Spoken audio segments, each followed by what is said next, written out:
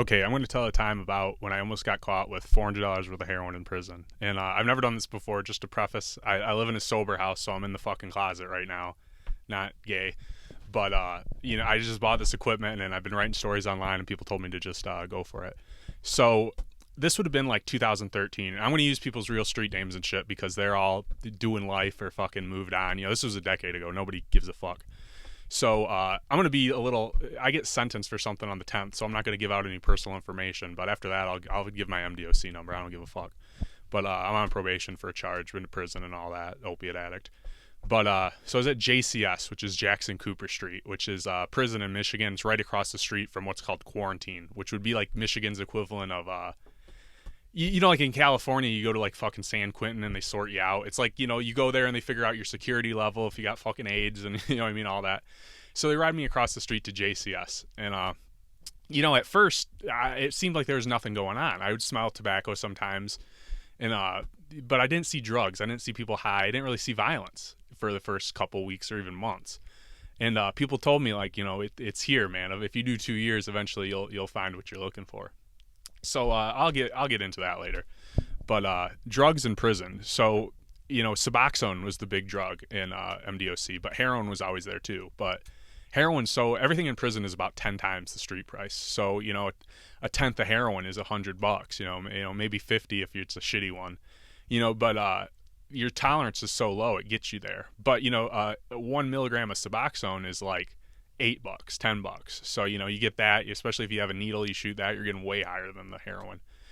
But I eventually got in with some dudes who were from Jackson, which is where the prison is. There's a bunch of prisons in Jackson. And in Michigan, people say like, oh yeah, you went to Jackson. So these guys were local and they were getting it in. They had like girlfriends that were passing it through the visiting room. And I had often heard about people like throwing tennis balls over the fence. And, people say all kinds of shit like, oh, the guards bring that in.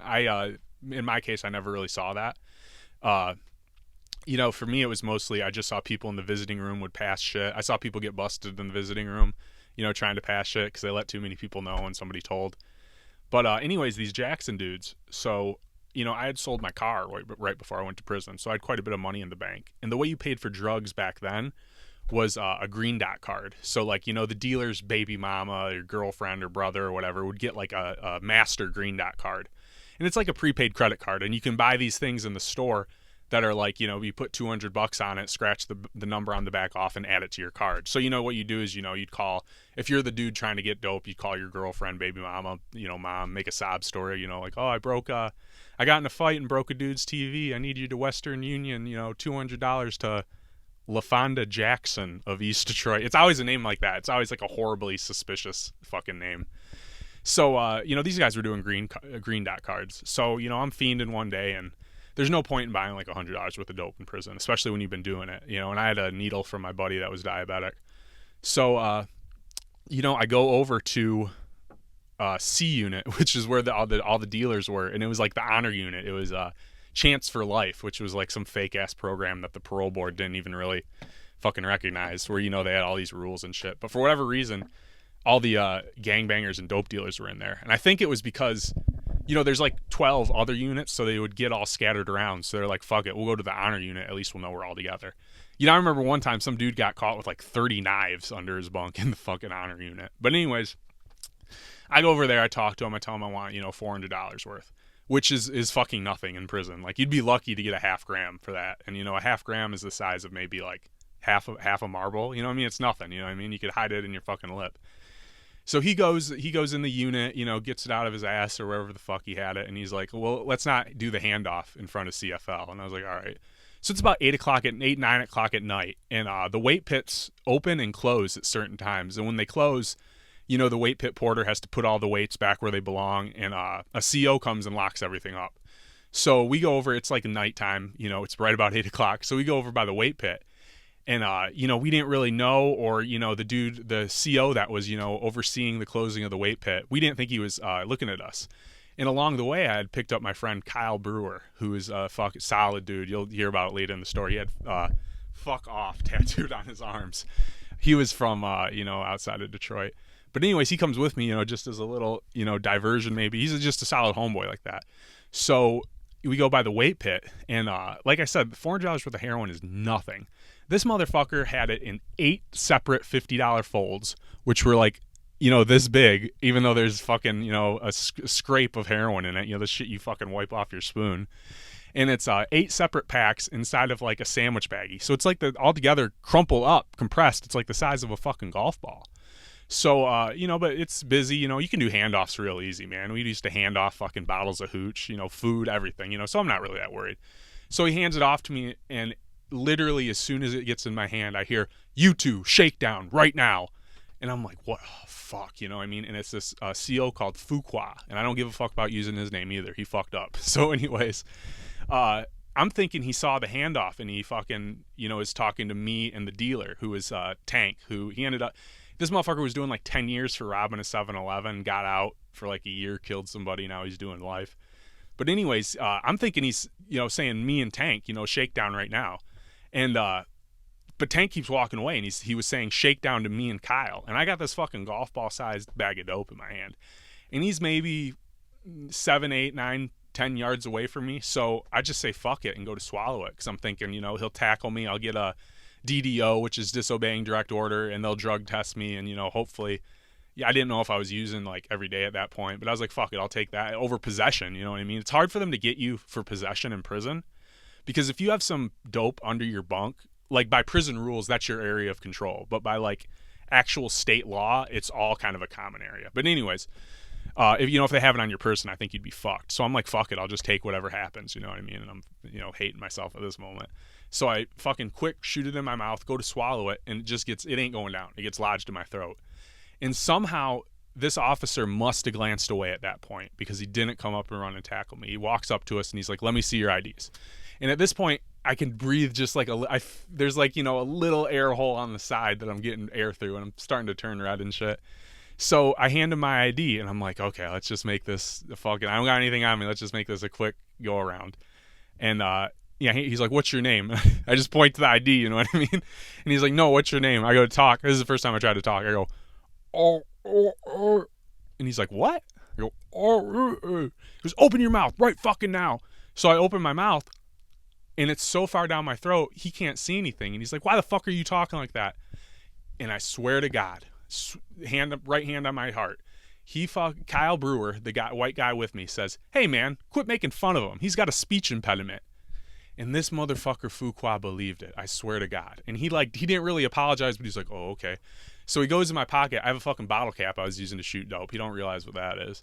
And, he gives us a thorough shakedown. And at this point, basically everybody but Fuqua, all the inmates, had seen me go to swallow the dope. So now there's like, people in prison don't directly stare, but they kind of do. They pretend to do their own thing, but they're really looking at you. So I see there's like a circle of eyes all on me as he pats me down. And sure enough, he let me go. And people are like, "Yeah, white boy got away. White boy got away." So I'm like so paranoid at this point. I'm thinking like they know I got something and they're going to drug test me the next day, or they're going to search my cell. So I break off Kyle a 50-pack just for being, a quick thinking motherfucker. And, I went in, and that dope's so shitty. I swear to God, I fucking dumped 6 packs, $300 worth in the spoon, shot it. And it was like a mild, but it was like $20, $30 worth of dope in the world. I was like, what the fuck is this? And, I immediately pretty much did the other 50. And it was like, but that's how heroin goes in prison. It's never fucking worth it. And I was so paranoid they were going to call me for a drug test. So this is how dumb I was in prison, though. So like a day or two later, they would call early chow for people who had jobs or like Medline and shit like that. And me and my homeboy would just James Idzikowski would always just go out and walk. So we go out and walk, and like we'd never get in trouble. They just assume you're legit. Fucking who comes and pulls us over but Fuqua? And I forgot to talk in the same speech impediment, and he didn't notice. So, it was all good. I'll tell another quick one. So those same group, it was like a ring of guys in Jackson. And Tank, I wasn't really that cool with him. There was this dude, Pooh Bear, who I think he was just leeching. Like, I think Tank really had to connect on getting it in. But then he got into it with his girl. So there was this guy, Trent, who, that's my dog, man. We were in the unit together. I did my whole bit with him. He's a good dude. He's doing like 10 years for witness intimidation, some gangster ass shit. So he tells me, he's like, he'd always give me a good deal, man. I sort of got most heroin I ever saw in my life, an ounce of fucking heroin in the joint he showed me. And fucking, it was crazy. But anyways, he comes up to me and he's like, "Hey, John boy, man, you want a legit half gram for $400? And when he says that, I believe it. So I'm like, yeah, of course. And he's like, okay, my aunt going to toss it to me after work. And I'm like, okay, bet. And I'm thinking unk, is just like a colloquialism for like an older black dude he knows, and work is like the chow hall. You know what I mean? So finally he comes and gets me around 6 o'clock, and he's like, all right, let's go, bro. So we're walking. We walk past this unit, that unit. We walk past the chow hall, and there's like a group of me and all these black Jackson dudes. And we start walking towards the track, and I'm like, now I'm realizing what's happened. The track is like out by the highway where cars drive by, and I'm like, oh no, fuck that. I'm not. You guys can go do that, but this is what I pay you for, is to take that risk. And I watched from afar, and like this shitty truck pulls up, and this fat older black dude just runs up and fucking tosses that shit over. And that was probably the best deal I ever got. That was like a pretty legit half-gram. But drugs in prison are crazy, man. That's some people make so much money off it and do it like an organized crime thing. There was this one group of people, they were like Mexicans, and I didn't really know them that well. Like, you couldn't straight, unless you were like real plugged in, you couldn't straight deal with them. They had like other people that we would go through, and they'd get broken off a little money. And the way it worked was they did the green dot cards again, and the middleman you were buying through would get the numbers. They'd call like this number. There'd be no conversation really. They said like, dude, it's just all business. And they had people in all these different prisons that would just collect the fucking green dot numbers. And Suboxone became the big thing because with heroin you can't really buy it with food. Like, to spend $25 in your commissary, you wouldn't get shit, and it's like you could eat so much. So you got to have somebody in the world that's like willing to send money, or that you can fucking like exploit like a piece of shit. I seen one dude, I'm walking by the phone bank, and he's like, Grandma, if you don't send that money tonight, I'm hanging myself in the shower, swear to God. And then, Grandma calls up to the joint and gets him rode out. But, Suboxone was so cheap, it was like $8 to $15, depending on, how much was on the compound. And sometimes it would be flooded. That, people who didn't have that much money could get it. So it became like, a massive economy. These guys selling Suboxone, they would get so much food that they couldn't even, like, they'd have to rent people's lockers out. So then they would even double up their money more. So if you owe it's called restitution in prison. Like, if you like steal, like, one guy was like, I got $100,000 restitution. I'm like, damn, bro, what'd you do? He goes, I stole $100,000. And I didn't have much restitution. I had a dope case, so it was like $700 or some bullshit. So I paid that off right away. But if you owe money for one case, every month you can get $50 sent into your account. Anything over that, they're taking half of it. If you owe restitution for 2 cases, which a lot of people do, anything over 50 they take. So a lot of people, 50 goes pretty far in prison compared to county jail, but still people want more. So, what they do is all these dudes who sold drugs and shit, they'd have just lockers full of food. So they would, sell food on the wire. It was called a transfer.